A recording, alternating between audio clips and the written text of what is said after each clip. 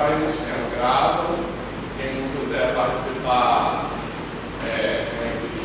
ao vivo, depois assiste. Porque eu acho que arrumar um horário comum que não seja sábado, pode tentar, mas vai ser difícil.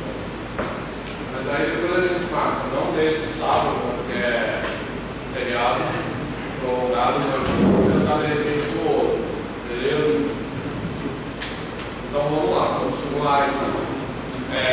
Continuando onde a gente parou na aula passada, também que lembra, a gente chegou a falar disso, que é da Action Science. Foi? Então, queria fazer algumas observações para retomar.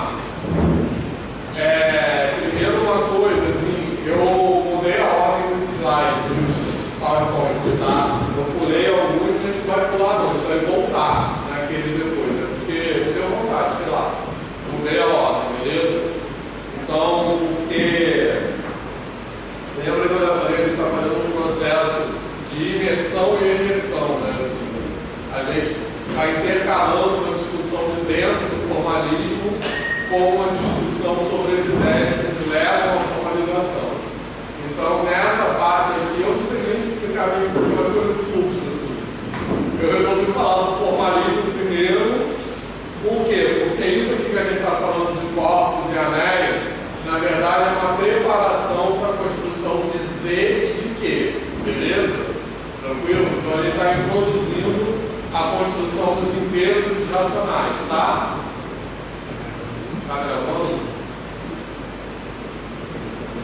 Tem que estar escrito gravar em vermelho. Está. Tá. É meio confuso ali. Se tiver verde é porque não está gravando. Se tiver vermelho é porque está. Não está. Enfim. Então isso aqui é uma preparação, a gente já vai entrar, acho que hoje ainda, na construção de Z e de Q, tá beleza? Certo? Então eu vou falar primeiro da construção formal e depois falar das ideias que precedem a construção formal. E aí quando falar das ideias, a gente já vai emendar em R, porque aí a gente vai falar de comensuráveis e incomensuráveis, e aí depois eu vou para a construção formal de R, beleza? Tá? Essa ordem é ao contrário do que a gente fez nos naturais, porque nos naturais a gente falou primeiro das ideias, né, de sistema de numeração, e depois da construção formal, que é a que chama de triângulo. Aqui a gente está fazendo ao contrário, beleza? Só para vocês se situarem, não se perderem. Depois a gente vai voltar no que a gente fala de pontos anteriores. Tranquilo? Bom, então retomando algumas coisas da nossa última aula. A gente estava falando de algumas coisas que eu acho importantes, né? A gente estava falando de anéis, de corpos, que é uma coisa que todo mundo aprende na graduação de matemática, de física não, mas de matemática sim, né?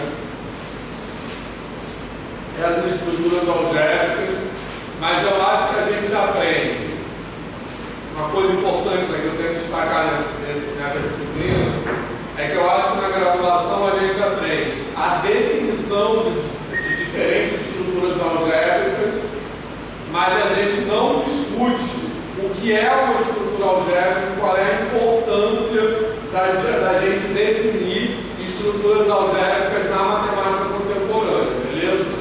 Então, aquilo que eu já falei na aula passada, a importância disso está em a gente identificar estruturas análogas, né, assim, ou usando o termo mais da área, estruturas isomorfas, que é um termo que a gente vai falar daqui a pouco, né, que se comportam da mesma maneira, mas que são definidas sobre conjuntos cujos elementos têm naturezas muito diferentes.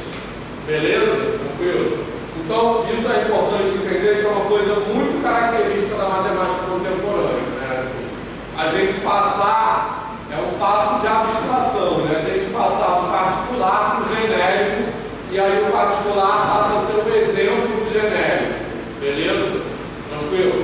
Então, o caso aqui, quando a gente fala, por exemplo, da aritmética dos números inteiros, beleza? Quando a gente está no particular, essa aritmética dos números inteiros é a única aritmética conhecida. Mas quando a gente passa a falar de estruturas algébricas, ela passa a ser uma álgebra. tranquilo? Dentre várias outras. Assim como a geometria euclidiana, como o advento da geometria não euclidiana, ela não é mais a geometria, ela é uma geometria. O processo aqui é análogo, tranquilo? E aí a gente identifica, né, essa ideia de definir estruturas algébricas nos permite identificar propriedades, comportamentos análogos e diferentes. Tranquilo? Por exemplo, aqui a gente está, acho que esse é um exemplo bem assim, característico, que a gente está demonstrando aquela chamada regra dos sinais, né? Que a gente ensina na educação básica. E com isso a gente entende que a regra dos sinais não é uma coisa particular dos números inteiros, por exemplo, beleza? É uma coisa que vale em qualquer anel. O que isso nos ensina? Que a regra dos sinais é uma necessidade de consistência algébrica, ou seja, não é uma escolha, não é uma coisa que é arbitrária, né? Que é uma convenção, né? É uma coisa que é consequência da gente querer que valham aquelas propriedades básicas que são a associatividade, comutatividade da soma, etc, etc. Beleza? Tranquilo? Certo? Então, com isso, a gente demonstra que isso vale em qualquer anel. Então, por exemplo, quando eu vou falar de matrizes, no momento que eu demonstro que o conjunto das matrizes 2 por 2 é um anel, eu não preciso demonstrar isso de novo. Isso já ganha isso de graça. Tranquilo? Então, pensando isso na estrutura da matemática científica. E pensando na matemática escolar, eu acho que é importante dizer que essa demonstração, ela não está aqui no lugar de dizer como a gente tem que ensinar isso. A gente não vai ensinar assim na educação básica. Depois a gente vai discutir isso, tá? Como ensinar regras de sinais na educação básica. A gente vai voltar a falar sobre isso. Mas, eu acho que isso aqui nos ajuda a pensar sobre a matemática escolar, não, né, dessa forma, de como eu vou ensinar, mas a pensar naquele sentido que eu falei, beleza? Certo? Qual é o lugar que essa matemática, que essa propriedade tem, beleza? Tranquilo? Então nos ajuda a pensar isso. Isso não é uma convenção, como às vezes se diz, né? Assim, que é tipo assim, alguém resolveu algum dia arbitrar que menos com menos é mais. Não é isso. Não existe outra possibilidade de definição de multiplicação se eu quiser que valham aquelas propriedades básicas. Está claro isso? Beleza? Tranquilo? Então isso foi o que nós discutimos na aula passada. Certo? Aí outras demonstrações, isso aqui também eu falei, a questão da cancelatividade, beleza? Tranquilo? Que é a diferença entre domínio de integridade e corpo, né? Assim, que se eu tenho a existência do elemento inverso, então como consequência disso eu posso cancelar. Mas existem estruturas nas quais eu não tenho elemento inverso e ainda assim eu posso cancelar, que é o caso dos inteiros, beleza? Eu não tenho inverso multiplicativo dos inteiros, mas eu posso cancelar na multiplicação. Alguma dúvida sobre isso? Beleza? Certo?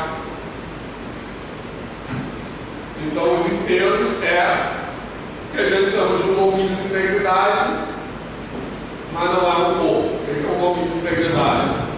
É um anel comutativo com unidade sem divisores de zero. Ou seja, a unidade é a cancelatividade. Beleza? O que é um corpo?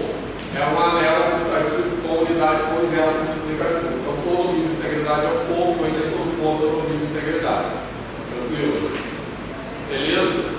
Eu acho que eu já falei também na aula passada que a ideia, porque é relevante definir domínio de integridade. Porque os domínios de integridade, que não são corpos, como é o caso dos inteiros, são estruturas que permitem a gente demonstrar algum teorema de fatoração única. Beleza? Tranquilo? Por quê? Porque essa propriedade de cancelatividade ela é essencial para demonstrar a unicidade da fatoração.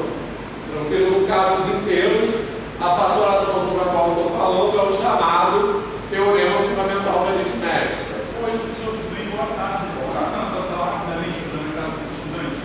Vamos seguir. Pode, só terminar a frase. Claro, posso esperar, não pode, claro. Beleza?